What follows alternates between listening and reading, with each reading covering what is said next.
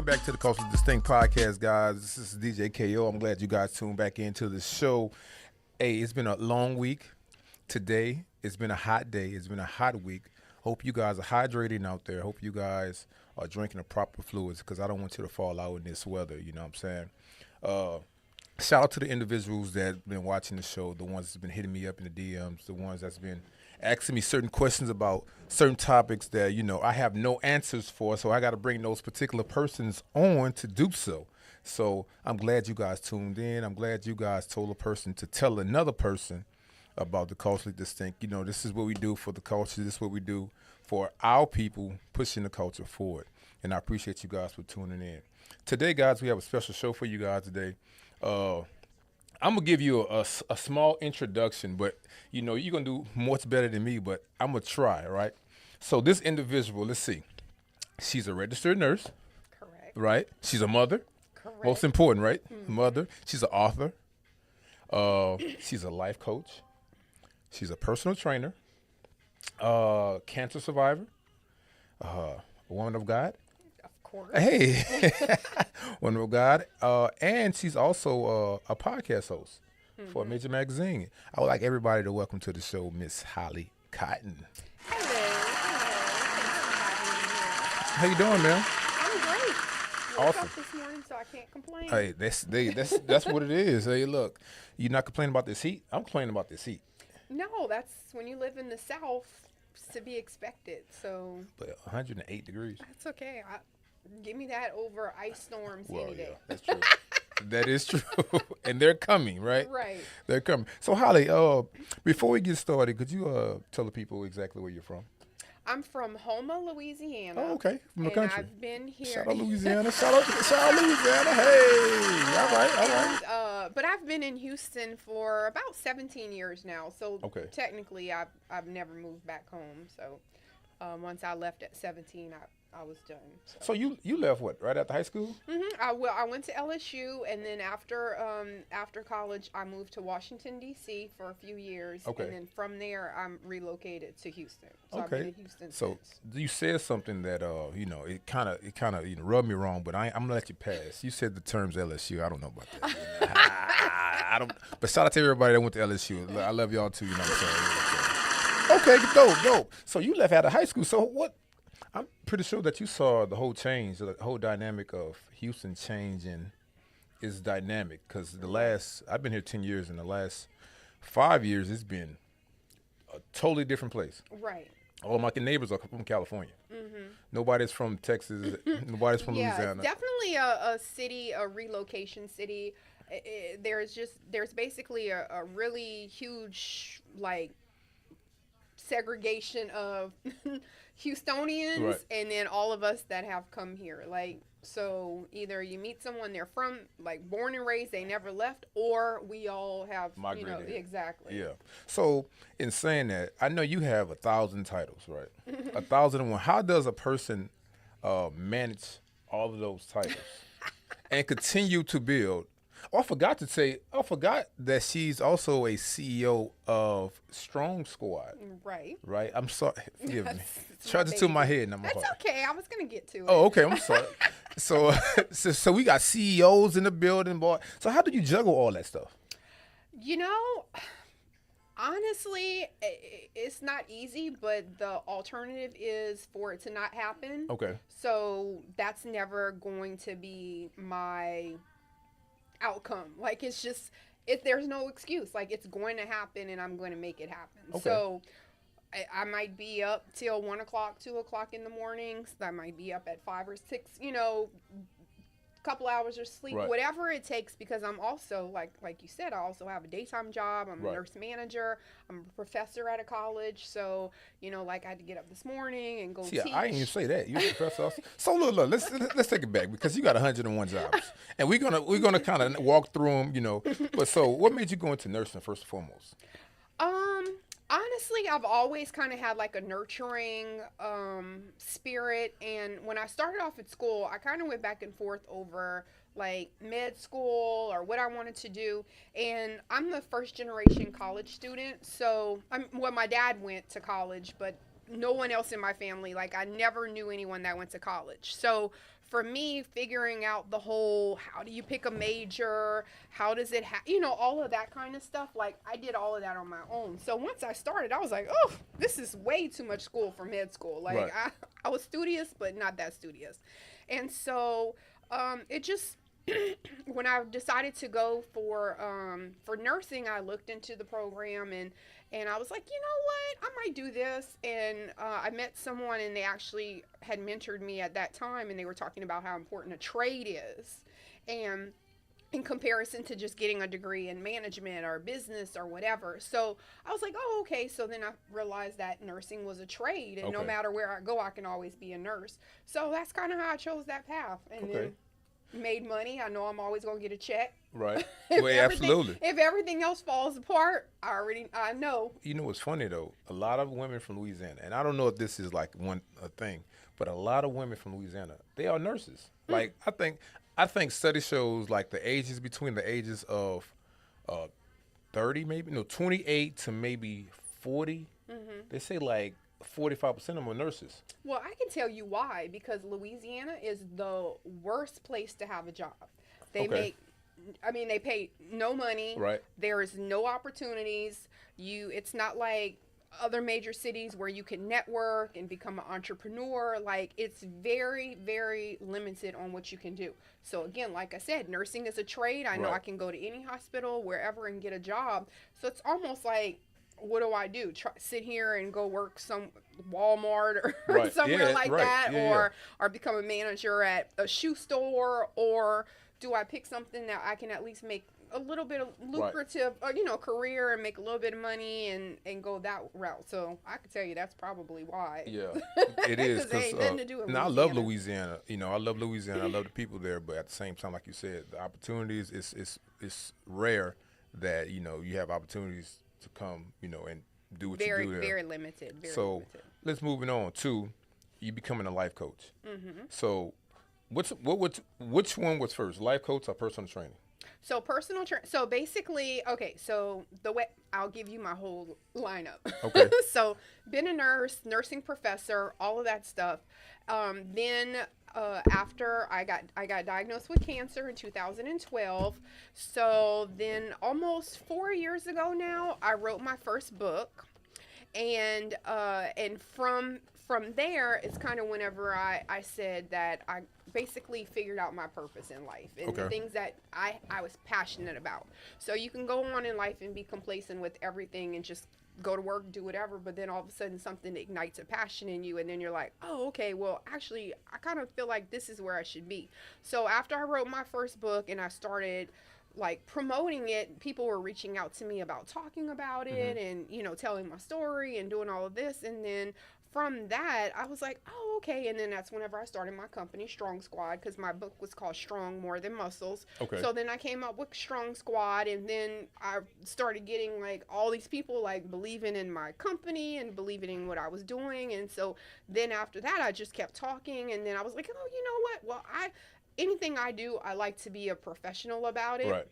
And I want people to look at me as an expert. Like, I'm not going to say anything or do anything if I'm not an expert in it. So Okay. that's when I decided, I was like, you know what, I'm going to get certified to be a personal trainer because I'm showing all these workout videos. Let me show I know what I'm doing. So that's what that's what I was gonna say, because it's like, okay, so because from me watching you on your social media, I was like, okay, I thought you was just a life coach, but I thought that you just like to work out a lot. Right. You know what I mean? I didn't know that you was a personal trainer and you incorporate the life coaching in it, Yes. which is dope, by the way. Right. And that's what I said. So, like, I want to always be certified and an expert. Like, I'm not getting on Instagram or other social media networks and just, like, lying and Right. fooling around. And you're not going to see me. I mean, I might look cute every now and then, but that's, like, not my platform. My Right. platform is to show what a real woman is doing, that we can be multifaceted, that we can do all these things and still, find time to work out, Right. still find time to take care of ourselves, all of that. So,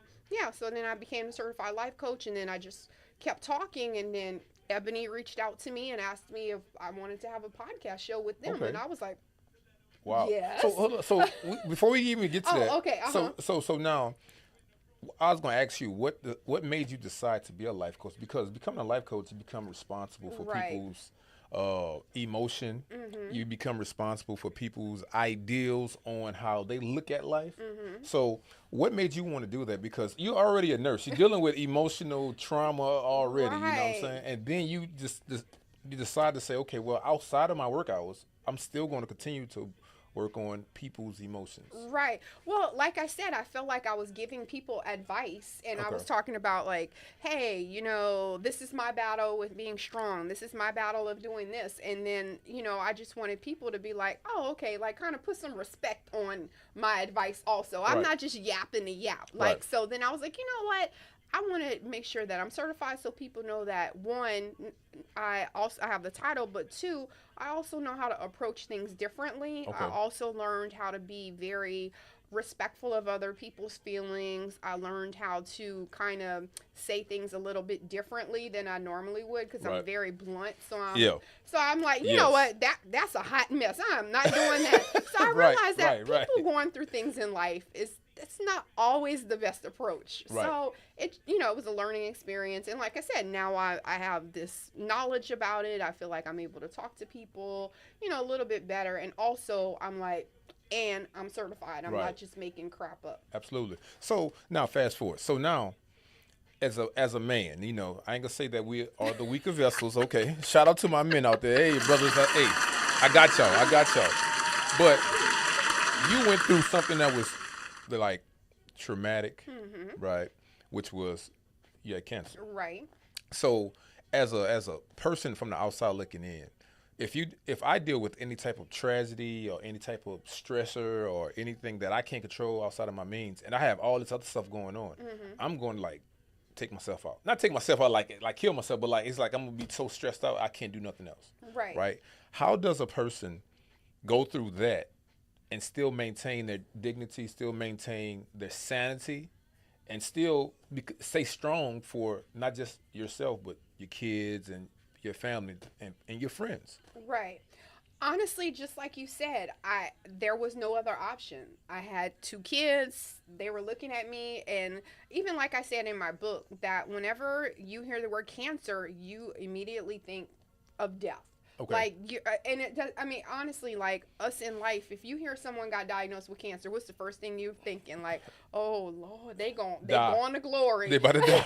Yeah. Right. And like people don't see that. Okay, there's a way to overcome it. So knowing that I had kids looking at me like that, and I've just always been. I mean, I always say it's part of my Virgo trait because we're perseverers. But like failing is never an option. Like I am just not.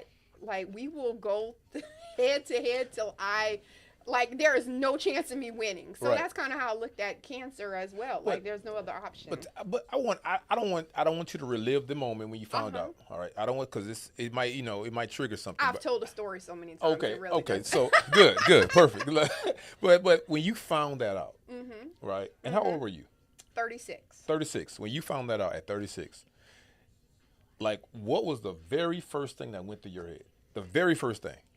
So being a nurse, I had already diagnosed myself with cancer anyway. Like as soon as I found the lump, I was like, oh Lord, it's cancer. And of course everybody's like, no, don't say that. Really? Don't say that. Yeah, because I had lived it so many times with patients and stuff. So I think just being in the medical field, you kind of are like a pessimist about a lot of stuff. Like I need Okay. you to prove me wrong, but I'm going to go by the facts. Like, so prove me that I'm wrong. But initially I'm coming out gate like, well, I don't know about that.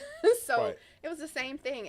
And I already knew that it was cancer. I was just waiting for it.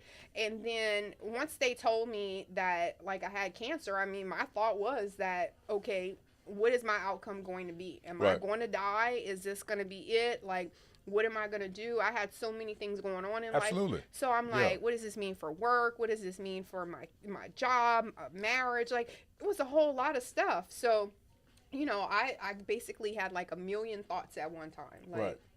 now what the hell I'm supposed to do? And then going back to, I know a lot of people now I think in our community we're speaking about mental health, but back then mental health was like something that wasn't really talked about. Right. Yes. I know it's very common now. I just did a show about Minority Mental Health Awareness Month, and it's just like, it's so common now that everybody is like, hey, you need therapy. You're right. You need therapy. Girl, you better need go therapy. get some therapy. Right. You know, like, and not just even 10 years ago, it wasn't even a hot topic. Like, that wasn't a thing. But I think it's good, especially in our community, because, we need somebody to talk to. And, we have people, a lot of us go through the same stuff, but we keep it inside. You know what I'm saying? Just like our parents, back in the day. Suck it up. Suck it up or go to church, pray about it, and let it go. Go take a nap. Right. Take a nap, right. I got stressed, but go take a nap. Right. Nah, it ain't going to happen. So, so just talk about your brand. Where did the name come from? Right. And what does the name mean? So whenever like I said, I wrote my book and it was called Strong More Than Muscles, because when I was going through my whole seeing the light or whatever about it, I was like, you know what? Walking in the light. Nah. Because I was working out. So when I got diagnosed, I always tell people, when I got diagnosed with cancer, I was like the strongest I thought that I was. Okay. Like, I was cardio queen. I could do pull-ups. I could do push-ups. Like, I was rocking it. I was doing insanity every day. Like, when I look back at my abs back then, I was like, dang, I really was so lean. Well, it's youth. Youth. I know. But anyway, I was like 130 pounds. And so then when I realized, now all of a sudden I had to go through this journey. Right. That I'm like, crap. Like, none of that means anything right now. Absolutely. Like, I don't care. And I tell people, like, look at all these people right now that have cancer, all these celebrities that have all the money in the world, and like Chadwick Boseman, like literally at the top of his career, and going in 40s, so that's how come I came up with my title, like, Strong is More Than Muscles. And that's kind of like when I went with the strong, and I always say that, I feel like right now I'm the strongest I've ever been in life, mentally and physically. And then that's just pretty much, and then I was like, what goes with strong? And then I was like, I want something that says SS. And then I was like, oh, a squad of strong people, let's get together. And then I just threw out like the Facebook name. I made a group on Facebook, and people started like following it. And then not only that, but then I started getting like athletes reaching out to me, like football teams, basketball teams, baseball teams, people with like, AAU teams. And I was just like, wait a minute, this is kind of catchy. Hold on, I might be able to grow that. And then just starting to network with other people that were already entrepreneurs. And I was like, hold on, so I can like make this a brand. So wait, I need to go trademark my name. I need to do it LS. Like, all of that came with it. And I'm like, so I could really take this and make it into an actual business. Right. So that's pretty much, and here we are. Okay, that's dope. Let me ask you this: Do you think that you staying busy? You think that's I ain't gonna say a cover up, but you think that's like not saying that you're going through anything, but you think like a coping mechanism? Yes. No, I don't. Okay. Because even before, like I had cancer, I always had been like a multitasker. Like I've always been the person to get it done, whatever. But now I feel like I am so busy, but everything that I'm doing is with a purpose. Right. Like That's I feel good. like if That's it's a good. coping strategy, you're just trying to do things to keep busy. You're just trying to find something to distract you. Like everything I do is purposeful. Okay. Like there's a reason for it. I like that. So, because I was about to go there. So, when we talk about purpose, the first thing I think about is spirituality. How well is not how well is your spiritual life?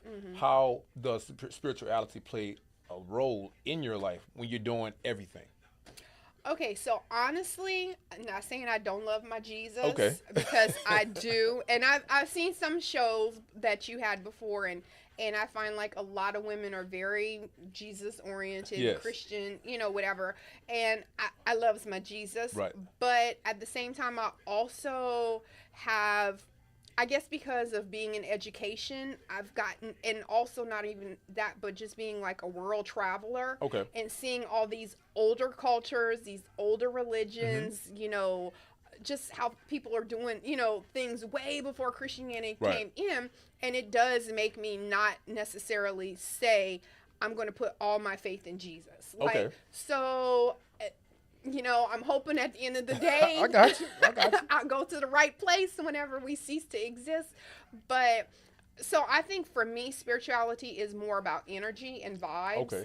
And surrounding myself around people that have that same energy, that, positive energy. I hate negative stuff. I hate like just pessimists. Like Right. I hate like you don't even know. You didn't even try. Like let's try and fail first before. So I just keep people like that around me. So for me, spirituality is more about the vibes and the energy that I Got you. allow to penetrate my aura than it is necessarily me saying, like traditionally, I'm praying, God answer Right. my prayer, I did this, I do that. And I'll tell you this too, that going along with this, like my cancer journey, like I kind of am like I guess a breast cancer advocate. So I talk to a lot of people, or people will reach out to me and be like, hey, so and so has cancer, can you Right. talk to them? I have met the most religious people. I have met the most spiritual people. I have met the sweetest women in the world that succumb to cancer. Mm-hmm. And for me, it's like here you are believing all the way until the end, and it's almost kind of like, why is this happening? That sort of Right, thing. right. So it does make me question it, like you're putting all your faith and thinking that you're going to get healed, and then you don't. Right, right. So I think that Christianity is and heaven and hell is put in place for us to be able to cross over at peace. Right, right. Like, okay, I did right by folks. I feel like the Lord is going to put me in heaven. I can die in peace. Well, you know what it's a saying. Mm-hmm. It's a saying. It said when you question God, that's when your relationship with God starts. Right. Because first is just going with traditional and going with that what what you was raised with. Disappointment, tragedy, things like that happen, and then you say, okay, why? Right. Why? And then when you ask the why, that's when the relationship, with God or whatever you your believe energy in. is. Yes, exactly. Yeah, because I, on the show, we like to give out, biblical terms and spiritual context sometimes, but in a way to where it's understood to where some people understand it. Right. Some people, Hey, I grew up Southern Baptist. I was at the revival every from Wednesday to Sunday night, getting eaten up by the mosquitoes outside under the tent. Like I grew up. My mama caught the spirit. Like So don't get it twisted. We about to catch the Holy Ghost up in here, y'all. I grew up like that as well, so I do feel like I have a very sound background in that, if that's the direction that I want to. So I just kind of, I'm not necessarily devout. I'm just more of I believe in these things, and I try not to talk about religion. Yeah, absolutely. Absolutely. But because people are always like, that heathen, God saved you from cancer. She went to heathen. Wow. But I mean, that's how people think. Like Right. So I just feel like maybe. But you know what though, and it's funny you said that, and this is I'm going back to the conversation, but I think that certain people are put in situations to not just show what they went through, but educate. Exactly. And education is not formal. It's not like a traditional one way. It's like everybody goes through different walks of life. Everybody comes from different places. So they experience it different. Right. You know what I'm saying? So that's good you said that. So now, going to Ebony magazine. So I know you say, you a professor, and I know you speak in front of kids all the time, but most people that have a platform like that, that is a lot of responsibility, and you become I've become super nervous. Like all the things that I've hosted, even though I know I'm kind of good at it, but you still don't know what the unexpected is. Especially when one of them off the wall questions, you be like, and you know what I'm saying? So how when you got that call, like what was the first thing you thought about when you got that call from Ebony magazine? I was like, it's about damn time. Oh, okay. All right. Hey, there we go. About time. Shit.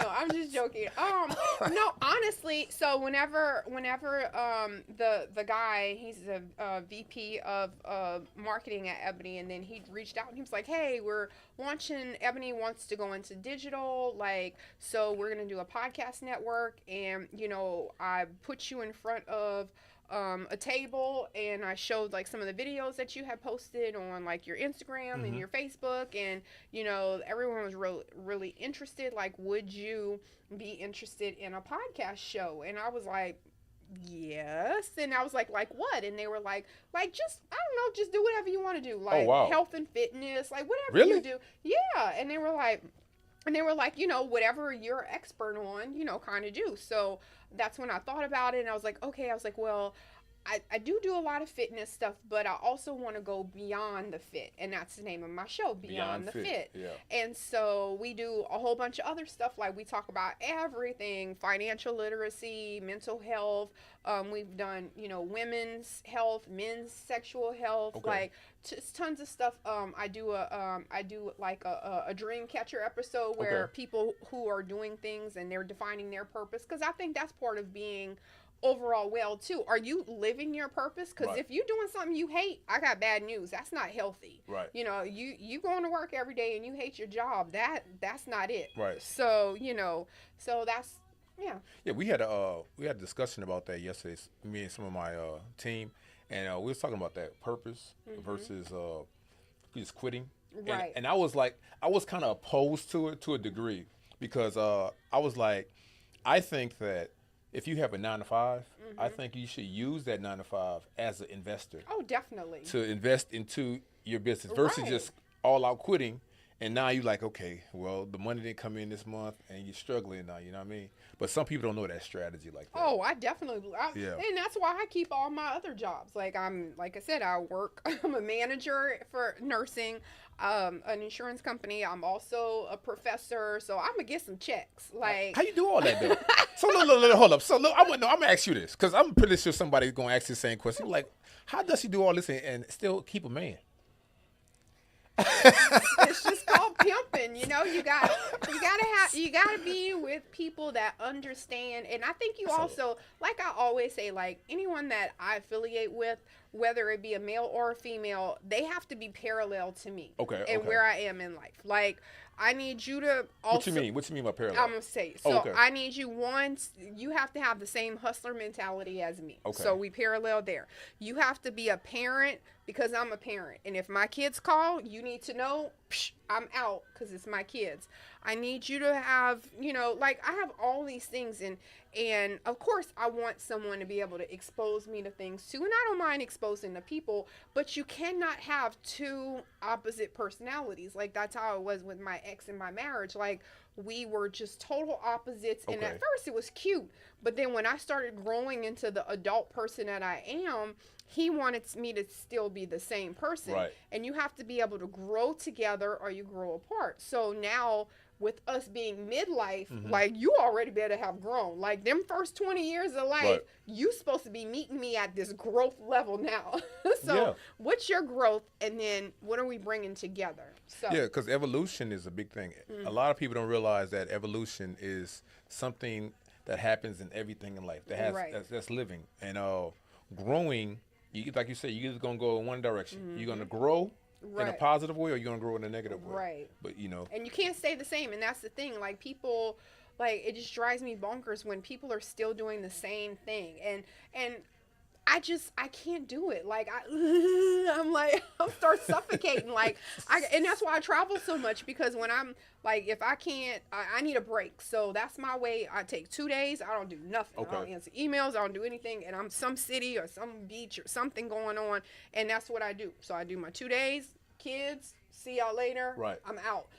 See y'all in 2 days. So let me ask you this, and I want you to dig deep. Okay. I want you to dig real deep. All right. What inspires you? Like, what really inspires you? What inspires me is the thought of winning. Okay.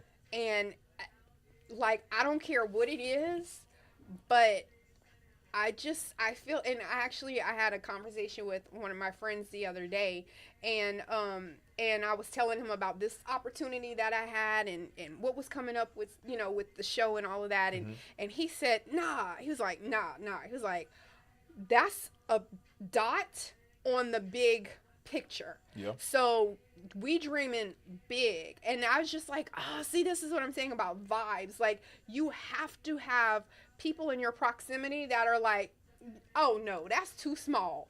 We going Right. over here, and it's that winning culture, that opportunity to win, that you think this is it, and then you're like, actually, I see that as the winning point Right. now. So you have to push yourself, and you cannot wait for someone to push you, because you're never gonna move if you stay there. So Correct. for me, I'm a motivator, and I have to motivate myself too, because I do the same thing. Some days I'm like, you know what? Let me just get fat, because today ain't the day. But I'm like, what is my win? My win is staying in shape, or my win is keeping my stomach flat at 40 Right. years, whatever I am. So like, or whatever, same Right. thing. Podcast, like, you're not about to out podcast me on Ebony Network. Like, no, I want my show. When you come on the Ebony podcast Right. page, you look and you're like, oh, look at her shows and look at her Right. episodes. And So you're a competitor. I told you, I said that at the You're beginning. like a super competitor. I though. am. I will fight until there is nothing left. So in saying that, now having that competitive edge is a beautiful thing, especially when you was an athlete and everything, and even in business. So the thing is, a lot of people that's competitive, right? They don't know how to turn it off. I was gonna say they can't lose gracefully. I can bow out gracefully. Okay. I Okay. have it. It's hard, because I'm gonna be like, all right, one more time. Let me try one more time. But then when I hit that wall, and I'm like, you know what? But here's the thing, I think, with people that are competitors in life, like a sport. Like, yeah, if we go outside and play football, obviously you Right. gonna win. But in life, I feel like when I hit a wall, then I'm like, okay, I'm not changing the goal. I'm going to change the method. Okay. So I still think that that's doable, but obviously this way is a hot mess. Gotcha. I am not going to go this way. I got you. But what can I do to still get to that point? And I think that's the problem with people. They hit the wall, they hit the wall, and then they're like, okay, well, this isn't meant to be. But if you feel like it's something and you're like, oh, I want it so bad, Right. but I can't get it, think about it. Who else has gotten it? Who else didn't do it? What are the methods to doing it? Well, what you saying? I don't know if you ever read this book by Michael Gladwell. It's called The Tipping Point. That's a tipping point. What you're speaking of. So, I'm not going to tell you the story. You got to read the book. Okay, I'm gonna read it. But the tipping point basically is what you're talking about. Pastor T.D. Jakes had a sermon about that. It's called reposition yourself. You're in the right spot. You just not in the right position. Exactly. So- Yeah, same thing. Yeah. So, what you're saying. Everyone who has success in life, they all say the same thing. So obviously, that's something tangible that you should take, because so many people who are successful keep saying the same thing. So, listen to it. Right, and to go back to what you said about team and people, wanting you to win. I quote people because some quotes that just stay with me. But Jay-Z was like, his definition of success is everybody around him that's successful, Right. just as successful as him, Right. because I consider successful me versus me being on the top of the mountain by myself, Right. and I'm saying, hey y'all, Right. come get with me, versus me saying, okay, everybody, come get a piece of this pie. Right. And let's grow together, and now we become a conglomerate. Right. Yeah. So Well, and then you should use your position to elevate other people, and people have done that to me. Like, my name is in rooms right now. Like, I just missed a call. I don't want you to miss on the money. No, I'm just saying, Oh, like, okay. same thing. Like that person that called me put my name in a room, and they're calling me about a follow-up of something where they put me in a situation because they brought my name in the room. Got you. So when I'm in the room, I'm doing the same thing. I'm like, hey, you know what? I know someone that has this, or I know someone that's doing this, or whatever. Like, I'm not intimidated by other people being successful. I Okay. love it. Especially women. Like, I'm a huge feminist. If you ever listen to any of my shows, Oh, you a feminist? Oh my goodness. I always talk about girl power. But Oh. any woman that I can put on or I can put in the room, like, I'm gonna mention your name. Right. Like, I'm gonna mention your name before a man. I'm sorry, but I Really? will. Don't do Definitely. that. Don't do that. Nah, that's good. That's good. So my last question I got for you. Do you know that to whom much is given, much is required? Right. So if you look back and you was to look at Holly Cotton yourself, What would you tell yourself in the future? In the future. So if I'm 80 years old Holly and I'm supposed to tell this. Well, not 80. That's too far. Let's say. Oh, okay, 60 years old. Six, 20 years old. 16 years. Say 55. Okay, all right. What would you tell that Holly right now? What would this Holly right now tell my old Holly? Riley. I don't know, because I would tell the old Holly, I would tell this Holly. I'm sorry. Don't stop pushing. I think I said it wrong. It posed the other way around. Right? Okay. Past tense Holly tell present tense Holly. Yes. Okay, that's yes. why I was like, I don't know what I would tell old Holly. Right. Don't die. My bad. Don't die. I would definitely tell me, don't give up and don't get discouraged and keep doing what I'm doing. Okay. Because a lot of times, even now, I mean, and it's the same thing for a workout. Like a lot of people, what happens when they start working out? They give it like 2 weeks and they're like, well, I don't see no weight loss yet, or I don't see not one muscle yet. I'm giving up. But you tell them, no, it's got to be, 6 months from now, a year from now, whatever. Right. You have to go. So I think that I would just tell her, your future is golden, and you're going to be sitting at tables and in rooms that you never imagined, as long as you keep pushing doing what you need to do. That's good. And you can always tell them this, they have what we call surgery. You don't have to work out. I ain't getting no BBL. No, like I say all the time, you going to get these cakes however they show up. Some days they perky, some days they're flatter, but guess what? They mine, and you going to get them. 4,500, you could get that brand new. You get that brand I'm not jeopardizing my life. So in closing, where can they find the book? Social media. Any inspiration? Working out. If you have any workout, I get guidelines or anything. Just where can they find Holly Cotton? Okay, so I'm really simple because everything for me is Holly Cotton. So Instagram, Holly Cotton _, TikTok, Holly Cotton _. My website is Define Your Strong, and you can get my books, you can get my meal plan, you can get any kind of strong squat paraphernalia on there. And then also my books are sold on every other, because my books are global distribution, so you can get them on Amazon, Google, Walmart, Target, right. Barnes and Books A Million, whatever, any place that sells books. You can get it. You don't have to just get it on Amazon or anything like that. And honestly, the biggest thing that I'm pushing for in life right now to be able to motivate people is, I always say, if there is a 1% chance of winning, why aren't you fighting for it? And that's like, I push that for myself. I push that for my kids. I push anyone that I talk to in life. People come to me for, I do business consulting too and things like that. And then, I'm like, okay, if this is something you want, why are you so easily discouraged? Like if there's a 1% chance that you can win, why not just fight it out? Right. So. Yeah, that's it. Look, so as y'all can see, look, Holly over here giving. It's not church. We're gonna call it like Hood Chronicles or something like that, right? So Holly, I'm glad she came on, and I hope you guys listened to what she was saying, because you inspired me a little bit. Even though I'm competitive already, I'm like I want to go lift weights right now. You know what I'm saying? Let's do it. But guys, look, make sure you guys hit Holly up. Holly, one more time, your information, website information, and your social media. Okay, social media is Holly Cotton, HOLLYCOTTON _, and my website is Define Your Strong, DEFINEYOURSTRONG.com. And if you find me on Instagram, then I have a link tree link in my bio, and everything will be on there. You can find my podcast show, Ebony Podcast Network, which is also on every other platform as well, because it's Ebony. So iHeartRadio, Apple Podcast, Spotify, whatever. But if you click on my link tree link in my bio, I have direct links to all of my stuff. Dope. There it is. Look.